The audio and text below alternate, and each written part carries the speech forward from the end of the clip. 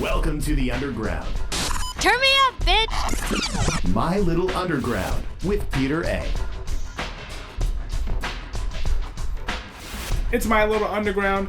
I'm Peter A. Make sure you're subscribed anywhere you get podcasts, and make sure you follow the show on Facebook, Twitter, Instagram at MLU Pod, and follow me, Peter A, Twitter, Instagram at itspeter_A.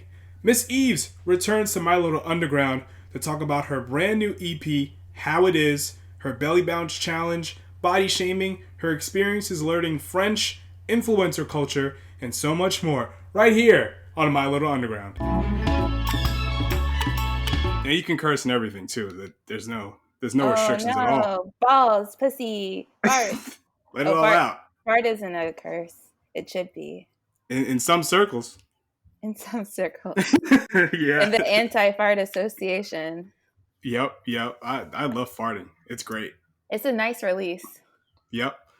I love how last time we talked about poop before we got things going. And now we're going to the predecessor of the poop, which is the fart. Wait, the fart? No, sometimes the fart comes after. You're like, That's true. It's the clearance. No, but the fart is the warning sign. It means get to a toilet right now. Oh, boy. Oh, boy. Yeah. You got a new EP out? How It Is. Yes. And what's interesting about this is, it's just like your music is just like a reflection of yourself. And I think this EP kind of just hones in on that tenfold, especially with Belly Bounce. You got your new Belly Bounce challenge going on right now. Why don't you tell us? Oh my gosh, are you going to make a Belly Bounce challenge video? And I don't think I have a belly. It's okay. All bodies are welcome. You can pop your 6-pack. I don't have a 6-pack either. I'm in between. Okay, just shake that. So I made a video for Belly Bounce, for my track Belly Bounce. And it was done during the quarantine where I got a bunch of different people with all different body types. There's literally people who have no belly at all. Because I just wanted to show like all different people enjoying their bodies, like no matter what their body type is.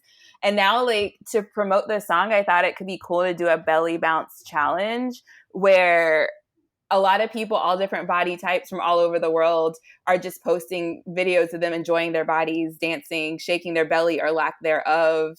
And then we can just scroll through because it's like really joyous just to see people like enjoying themselves and enjoying their bodies. How many videos you got so far? One. I mean, I got the first one today because I think maybe people didn't think I was serious because I'm pretty intensely learning French right now. So I haven't hardcore been promoting it. But then this morning I woke up and I was like, oh, I should seriously ask people if they'll do that. So then today I posted again and I was like, hey, can you please help me promote my video by making your own video? And now like I got a submission. I think it sometimes just takes like the first couple of people for people to say, oh, it's okay. And they can do it, Yeah. Let's talk about your French learning experience. How is that going? How has the process been? Oh my gosh, it's so hard. Like, I don't think I learn languages very easily. So I started learning French maybe 5 years ago, but I wasn't really that serious about it. Like sometimes I would study, sometimes I wouldn't. Sometimes like I was a really bad student with my private teacher. And then maybe when did I get serious? Truly serious, like last November when I went to France for a school, like a French school. And I was like, oh, this is fun. And I'm actually noticing after I like take French like 5 hours every day for 2 weeks that there is an improvement. So I just like got super, super into like trying to be better. And then in February, I came to Montreal to do another intensive for a month, but then the border closed because of COVID. So I'm here. What made you a bad student? I think it's just like a lack of time because I just do so much stuff. And I think really, truly, in order to know another language, you have to put those hours in. You have to study and you have to learn grammar. As like unfun and unsexy as grammar is, it's really essential if you want to speak a language well. And I think, at least for the first couple of years, I was pretty resistant to putting in those hours to study grammar. I just kind of wanted to watch French movies and then all of a sudden speak it just because I like picked it up, I guess, by osmosis. But like for me, learning languages don't work that way. But as soon as I like seriously was like, okay, these are the grammar rules. Now because like one common thing, oh my goodness, my phone is going off. I'm going to have to, I'm so sorry. Hold on. I'll be right back. No, go ahead. Yeah.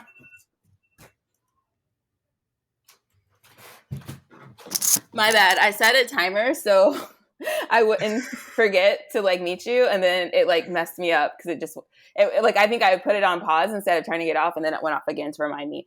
But yeah, so it's just like I wasn't putting in the time for the grammar, but once I learned the grammar rules, it helps you to not think in English or because you really should just think in the language that you're trying to speak, right? Because to think in English first and translate stuff doesn't always directly translate. So to know that grammar helps so much. Why French? Why this language specifically?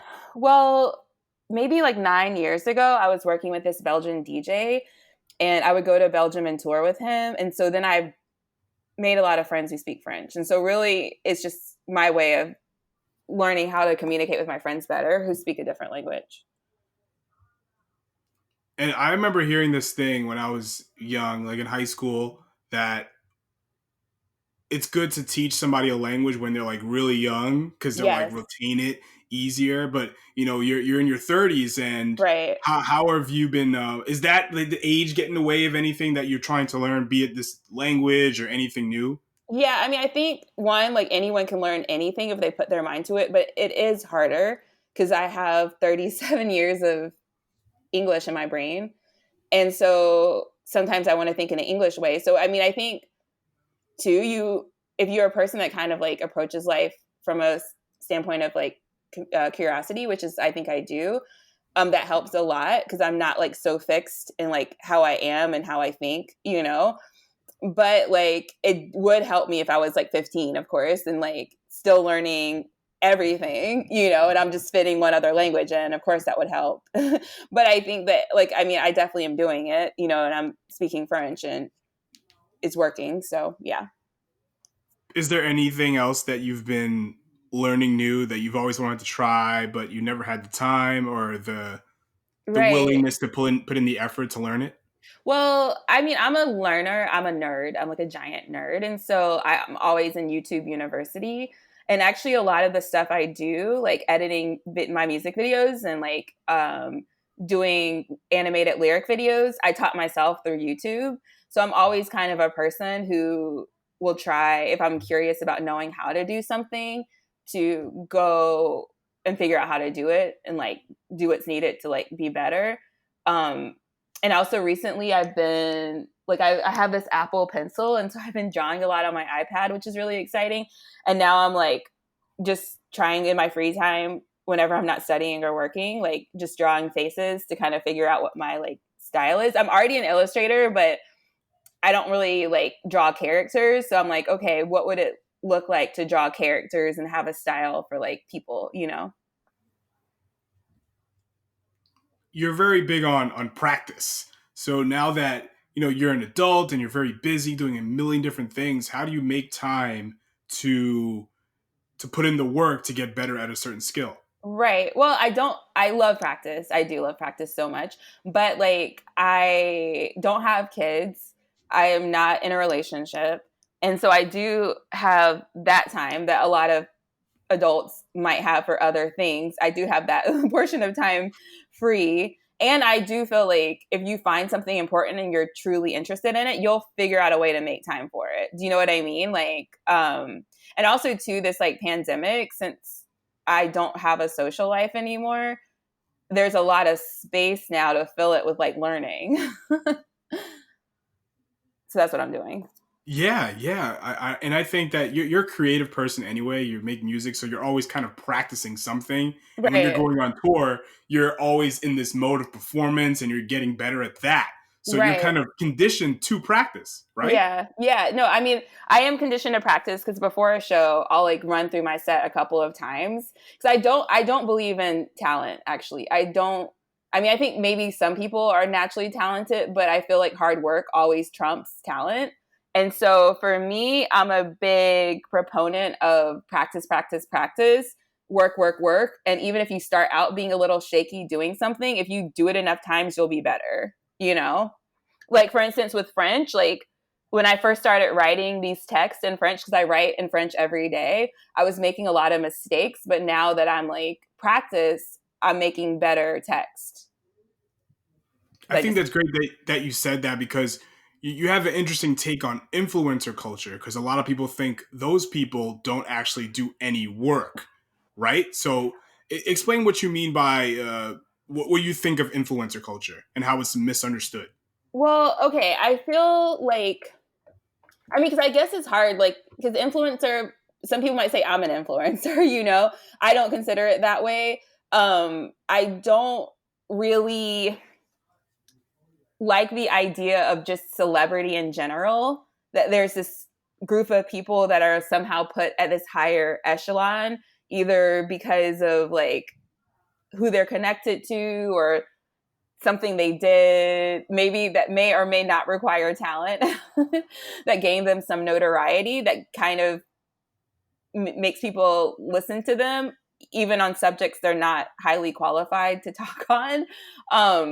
So, I mean, I guess I'm not a huge fan of celebrity culture or influencer culture, but I mean, there are definitely really cool influencers out there who are saying, like, have really positive messages, who are really, have worked really hard and are influencers because they're just super knowledgeable in what they're talking about. And in that way, I'm not going to knock those people, but you know, people who are famous just for the sake of being famous and then who use their celebrity to sell, like, let's say diet teas. I'm not so into that. Like, that's not my cup of tea, literally cup of tea. But like people who, let's say, like they work in the mental health field and they like put out really important messages to like educate the public about that, and they become an influencer that way, I think that's great. You know what I'm saying? There's no like, I don't really believe in true black or whites, like I'm anti-influencer or like this or that. I mean, I think there's definitely shades of gray, and there's definitely influencers that are like great and doing helpful, wonderful things. And then there's some that are just like trying to sell stuff to enrich themselves, which I'm obviously against. I think your song Stacks is the complete opposite of influencer culture. And I love when you said the refrain of the song is "Counting all my nickels by a hoagie and a pickle." Yeah. Is some truth? Is there some truth to that at all? There's definitely not in this point in my life, because I own my own design practice and I do freelance design for a bunch of social justice organizations. So now I have enough steady work that that's not the case, but definitely at some moments in my life, especially in New York, that was the case. Or it's like, ooh, let me count up these quarters to get like this bodega Sammy. That's what I'm going to eat today. That was my whole thing in high school. Like, I would just count all of my coins, and I would get like at least 20, $30 out of it. And that was like food for like a couple days. You know what I mean? For sure, for sure. I mean, Yeah. the struggle is real, and I think that's what I want to do in my music, is just to like amplify this like everyday life and not just make it about like this glorification of something that doesn't exist for most people. I think the most shared experience is that people don't have a lot of money that they can stack up and like twerk on, but like they're like, you know, but they can't afford a bodega sandwich. They can stack that bread. They can get like 3 loaves of like $2 bread and stack that up and then like dance on it. Right. So you're essentially doing, like hip hop at its core. You're shining a light at a certain reality, even though it's not really yours anymore, or something that you've lived through. Exactly, exactly, exactly. Like, I mean, and also too, it's like, I mean, it is something I've lived through, but it's just like at this moment in time, not so much, you know. But definitely in recent history, that has been the case, and I'm a freelancer, so it might be the case again, because freelance is very much like feast or famine. Like right now, I'm in the feast part of the freelance feast or famine dichotomy, but like, you know, who knows? Like with COVID going on, maybe all the projects will dry up, and then I'll be back at the like stacking the sandwiches. Right. And the one thing about going to YouTube University is that there's no student loans. It's There's, free. yes, it's free. And it's Yeah. like cool because you can like make your own curriculum. You're like, okay, so in the morning, I'm going to take French verb conjugation. In the afternoon, I'm going to take After Effects for Dummies. And What? then, yeah. You know what I mean? It's just like, I mean, I'm just like a really curious person. I just want to learn as much as I can while I'm on this planet, and just like try as many things and improve and like compete with myself as much as possible. I've been just trying to just read a lot more than I would have, Right. Is because that what that's you've been just, doing their quarantine yeah, reading? like I've been doing that. I've been starting doing it like, pre-COVID, but now it's like, okay, now I have no excuse to get through a couple of books. Right, right.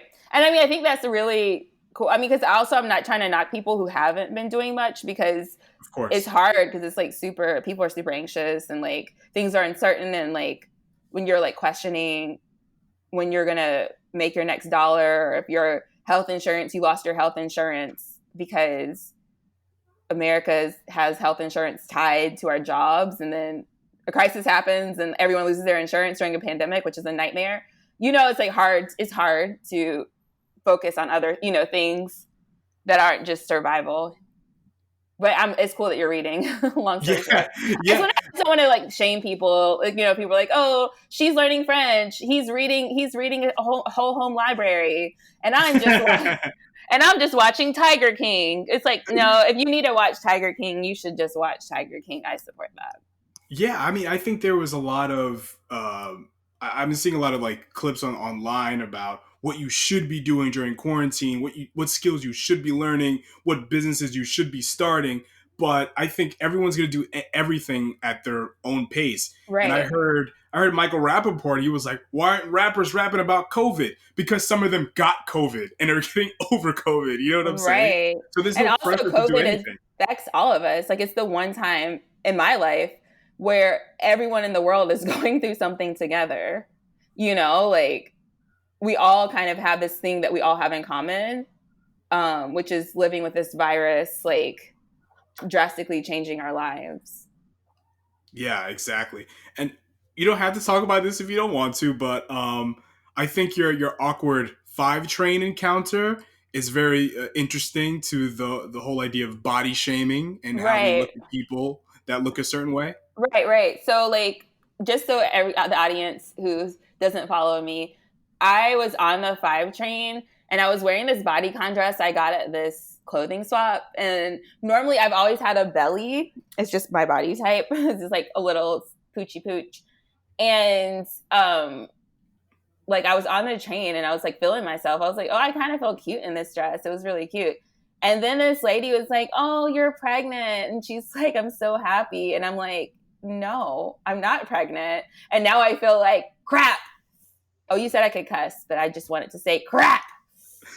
Yeah, so that sucks. And I'm just like, oh, okay. Because I mean, not like, I mean, if I was pregnant, I'm like, oh, thank you. But like, the fact that I'm not pregnant, she's saying that my like non-pregnant body is like not normal. Like, there has to be, and that's just not fun to hear. It's not fun to have someone comment on. And especially, like, I've always been a little self-conscious of my belly. So it's just like, and people have always asked me if I'm pregnant too, which is super trash. I think that's terrible, because why would you say that to anybody, And because men, I see on the train all the time, a bunch of men with big bellies, and that's kind of normalized. But, Right. for a woman, it's just, I've never seen a man get called out for having a big belly on the train, ever. Never, never. Yeah. They're never like, hey, buddy, drinking lots of beer. It's never that. It's just like, oh, this guy just has a belly. Or even it's fetishized, or people like, zaddy body. Oh, he got the zaddy body. Yeah, but then if a woman doesn't have like a completely like flat 6-pack, because I'm like an average build. I'm not like plus size. I'm not like skinny. I'm just like old basic person, old basic body type. And so it's not like I'm anything extraordinary for someone to even like notice or comment on. I'm pretty average, and it just is uncomfortable. It's totally a double standard between like women and men, for sure. That's why I'm so glad you did belly bounce, because I think it's important that people just love their body, even though it's not easy. It's easier said than done. You For can sure. easily tell people, "Oh, you should love your body," but it's not that. You know what I mean? There's a lot that someone has to go through to really understand, or really just be comfortable with who they are. No, for sure. That's why you should do a belly bounce challenge and just do it. Yeah. You're gonna do it? Do I have your Am I commitment? gonna do that? Do I have your commitment? I don't know. I'm not a video person. Can you commit? Can you commit? Are you just gonna be another person in my life who doesn't commit? Ah! I don't know if I can commit to it, but I'm sure there's gonna be tons of people that are gonna do a belly I bounce hope challenge. so. I hope sure. so. I mean, I think it's hard to get it started. That's why I need people like you to just help me. No, I'm just joking. I'm not gonna pressure you. You said no. I'm gonna accept your no. What about TikTok? Have you posted on TikTok? I'm sure a lot of people on there would, I think for TikTok, I'm gonna have to come up with like a cool scenario, like where either I'm in a robe, and I'm also like staying in an Airbnb right now. I'm not like in my home, so I don't have all my stuff. But like I was thinking of TikTok if I have like a robe on and I'm looking kind of like dumpy. I'm like, and then I like rip it off and it's a bodycon dress, and I'm like popping. There you go. Yeah, you're perfect for TikTok because you do a lot of paper mache stuff. Yeah. There's a lot of things that I can I can see happening with you if you use it. You know what I mean? Because I mean, if I ever go back to the do it. United States, Yeah. during You're the in second France right wave, now? yeah, Oh shit. yeah. So if I go back to the United States during the second wave, I probably will make like an art bubble and just do lots of like projects, like paper mache and like just craft it up for the winter, like just be a craft bear in craft hibernation. I don't know. That's if I go back. What city in France are you in? I'm not in France. I'm in Canada. I'm in Montreal. Oh, sweat. Even cooler. Yeah, so it's like really easy. I mean, I won't be able to come back to Montreal because the border is closed, but I'm pretty sure I can get home, I hope. Have you ever watched W. Kamau Bell's show, United Shades of America? I think I watched 1 or 2 episodes. It's on CNN. Yeah. Yeah, I've seen 1 or 2 episodes. He did an episode on Canada that is unbelievable. Oh, really? I love Canada. I love Canada. I love it. It's my favorite place. I have to visit. I wanted to go last year, but I ended up going to Florida instead. Florida is my least favorite place. Yeah, for a lot of reasons. You didn't go to my favorite place. Instead, you went to my least favorite place. Yeah, congratulations. Right. I did it in spite of you. Like, Eaves probably hates Florida, so let me just go there. Yeah, so road. But I need to go. I want to go to Toronto, but people tell me that Montreal's pretty cool too, so that's probably on the list. Montreal is my favorite city in the world. I love it so much here. It's so chill.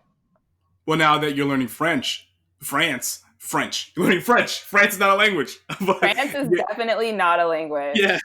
So you definitely feel more comfortable there, especially. Yeah, and I can get around, because like before when I started speaking French to people, they would switch to English, but now they're just like, oh, her French is good enough, so we'll just keep sticking with this language. So that's kind of a accomplishment, Yeah.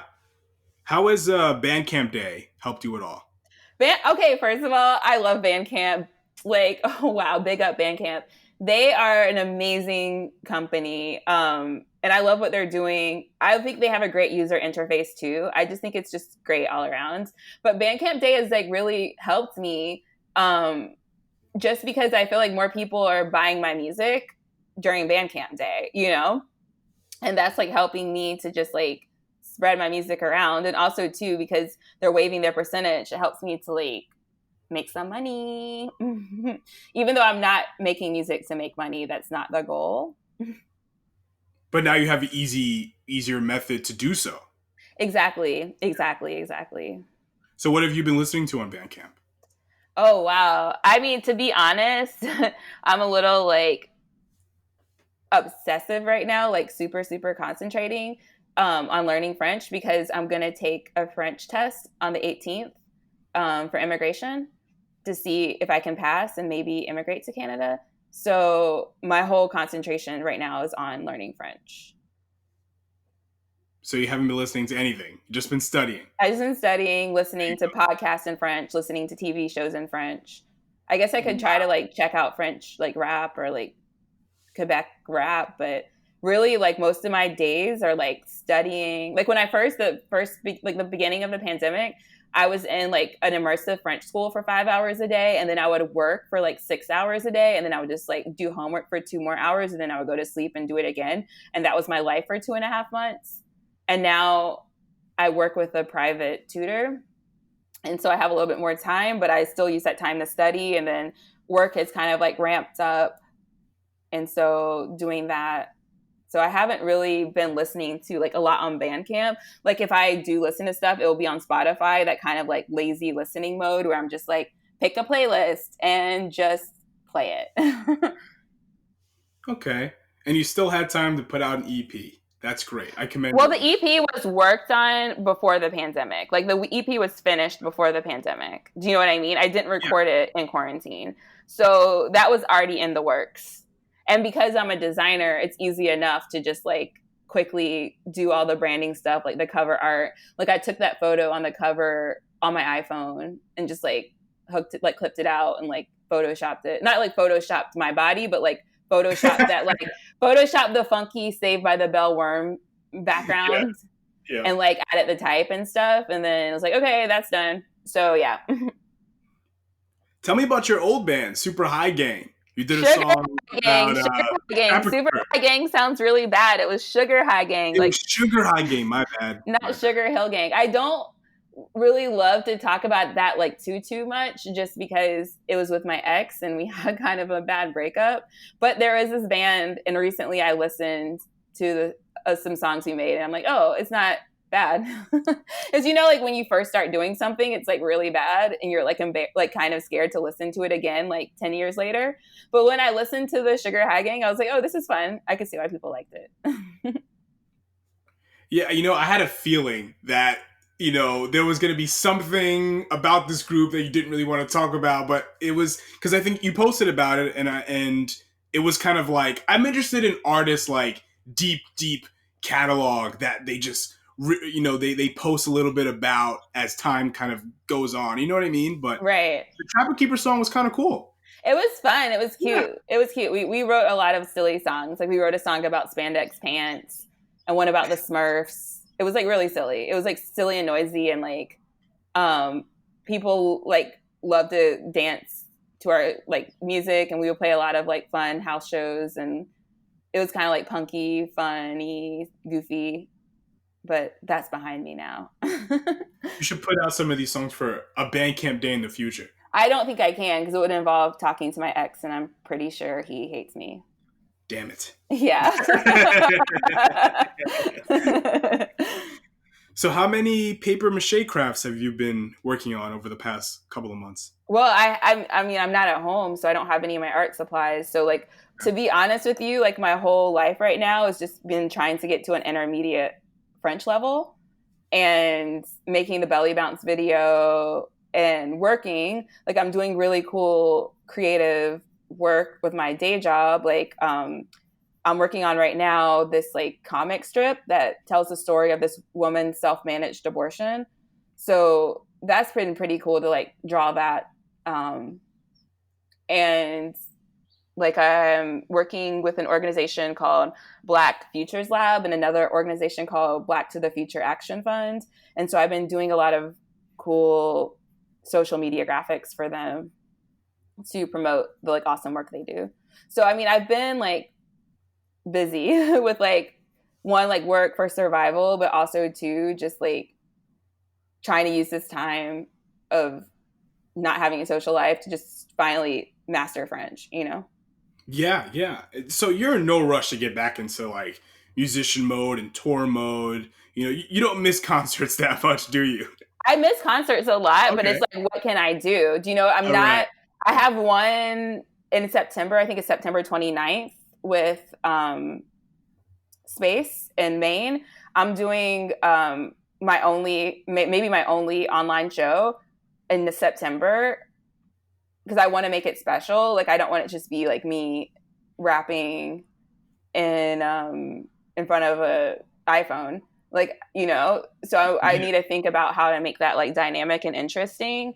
But yeah, I mean, I miss touring with people. I'm not really so into doing the online shows. I want to start working on my next album, but it's just like a lot of people right now are not working at 100% capacity. So it's kind of hard to like rally the different producers that I work with, you know, to start working on that next project.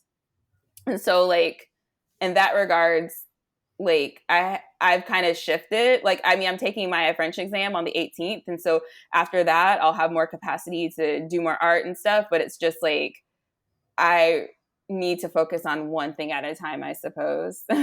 Yeah. Get your French on. Get your French on. Yeah.